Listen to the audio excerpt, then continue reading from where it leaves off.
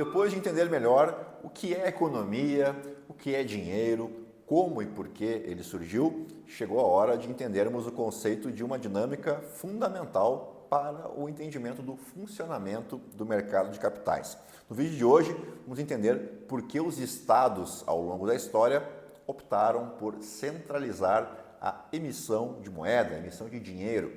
E para entender isso, precisamos voltar no tempo e imaginar uma época onde cada região, as chamadas cidades-estado, emitiam já a sua própria moeda. Como a gente viu nos episódios passados, quando abordamos a evolução do dinheiro e as trocas, que eram muito complexas, e a confiança no valor dessas moedas também era algo extremamente incerta.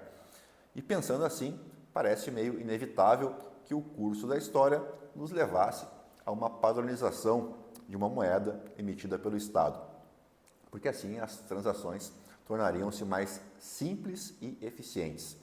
Além da simplificação, a padronização ajudou a promover a confiança na moeda. As pessoas passaram a reconhecer e confiar em moedas emitidas pelo Estado, o que facilitou o comércio e promoveu, por consequência, trouxe também uma maior estabilidade econômica. Mas a centralização também deu aos estados um controle total sobre a oferta de dinheiro, o que permitia ajustes conforme as necessidades econômicas, evitando crises inflacionárias ou deflacionárias. A gente vai abordar melhor o tema inflação nos próximos episódios, então pode ficar bastante tranquilo em relação a isso. Além disso, ao emitir moeda própria, o Estado facilitou a arrecadação de impostos, já que a exigência de pagamentos em sua própria moeda tornou a coleta de impostos, de receitas, muito mais eficiente. Agora vamos relembrar a fascinante experiência das moedas lídias e entender como essa civilização antiga, que vivia em um território onde hoje fica a Turquia, acabou contribuindo para a evolução do sistema monetário. Bem, sob o reinado do rei lídio Croeso, por volta do século VI a.C., ocorreu uma transformação significativa no sistema monetário, quando o rei Croeso introduziu as moedas de elétron, que eram feitas a partir de uma mistura que variava em proporções de ouro e prata, e essa variação resultava em moedas com tons diferentes, e elas também não seguiam um padrão rígido em termos de forma ou tamanho. Lembre-se que estamos falando de um processo de cunhagem ainda bastante primitivo, muito rudimentar.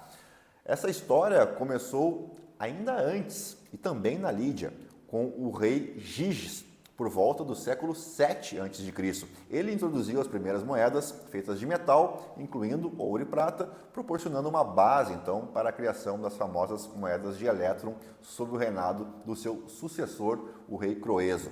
Ao entendermos o contexto da Lídia, percebemos que as suas moedas lídias não eram apenas inovações monetárias, mas um reflexo da necessidade de estabilidade e de confiança em uma era de crescente atividade comercial. E essa lição do passado continuou a moldar o entendimento de como os estados modernos criam e controlam o dinheiro nos dias de hoje. Vamos explorar essa conexão a partir de agora.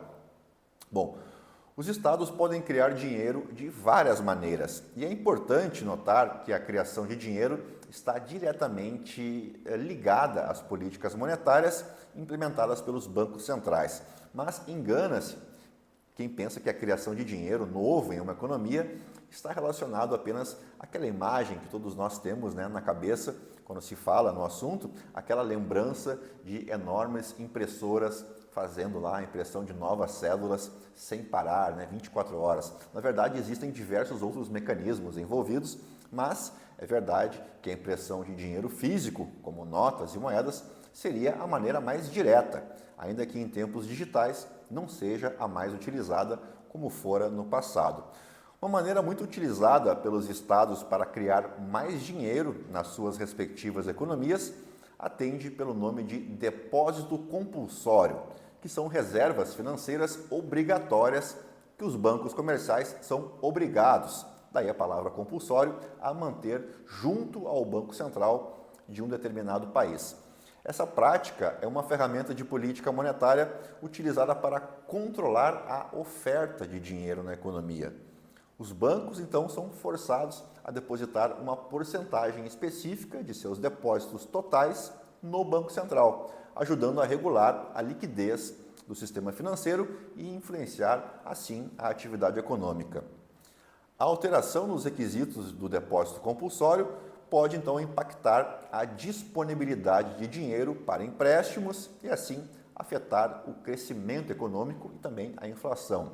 Quando o Estado, através do seu governo, decide aumentar o percentual dos depósitos compulsórios, ele está, na prática, drenando parte do dinheiro em circulação ou à disposição dos bancos comerciais para as suas operações, para deixá-lo depositado no Banco Central. E o contrário também é verdadeiro. Quando um governo opta por diminuir o percentual dos depósitos compulsórios, ele está, sem a necessidade de imprimir mais dinheiro, injetando um dinheiro já existente na economia. Os estados, através dos seus bancos centrais, também podem comprar ou vender títulos da dívida no mercado financeiro para afetar a quantidade de dinheiro em circulação. Compras de títulos injetam dinheiro na economia, enquanto vendas de títulos retiram dinheiro. Lembrando que os títulos das dívidas soberanas dos estados são práticas extremamente comuns em praticamente todos os países do mundo. Aqui no Brasil, o programa que permite que pessoas físicas como eu e você comprem ou vendam títulos da dívida do governo brasileiro é chamado de Tesouro Direto. E não se preocupe que a gente também fará na sequência um vídeo para te explicar melhor essa dinâmica dos títulos públicos. Por enquanto, tenha em mente apenas que quando um Estado compra títulos da dívida ou recompra, já que ele mesmo é o emissor, ele está então ajudando a injetar mais dinheiro na economia, enquanto as vendas de títulos retiram dinheiro. Outra forma muito comum e bem conhecida da maioria de vocês são as alterações nas taxas de juros, aqui no Brasil chamada de Selic. As alterações nas taxas de juros, para mais ou para menos, influenciam a quantidade de dinheiro em circulação.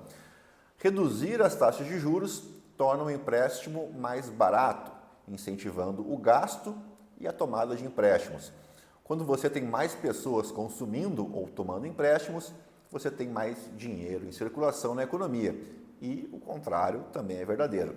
Elevar as taxas de juros torna o empréstimo mais caro, desincentivando os gastos e a tomada de novos empréstimos.